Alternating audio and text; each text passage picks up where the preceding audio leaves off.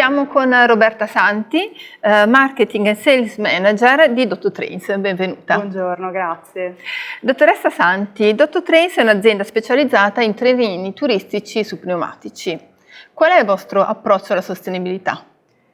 La nostra azienda da più di 60 anni produce trenini turistici che circolano nelle strade di tutto il mondo e sicuramente la nostra vision è quella di produrre ancora un trenino che è in continua evoluzione e innovazione per uno stile di vita sostenibile. Quindi progettare prodotti che sempre più rispettino l'ambiente e le persone e quando ci si sale a bordo, insomma, ci si diverta anche.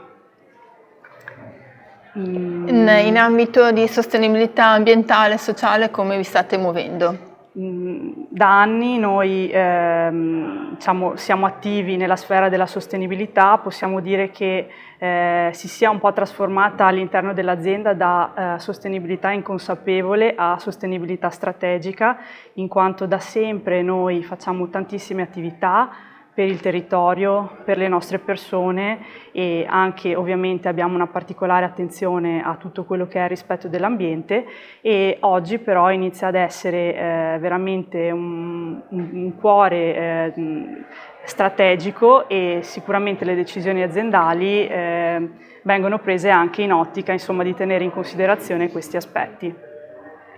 Come la sostenibilità sta partecipando all'essere concorrenziali sul mercato italiano e internazionale? Ok. Questa è una tematica un po' difficile nel senso che non sempre noi riusciamo ad essere in partenza competitivi con i nostri competitor diciamo worldwide, in quanto tassazioni differenti piuttosto che anche condizioni di lavoro che per noi sono scontate ma magari oltreoceano e magari aziende asiatiche non lo sono, ma sicuramente il fatto di puntare comunque a tutti questi aspetti sia a livello di processo che di prodotto, quindi l'attenzione all'ambiente in entrambi gli aspetti e mantenere una qualità e una bellezza del prodotto elevata, speriamo insomma che ci faccia sempre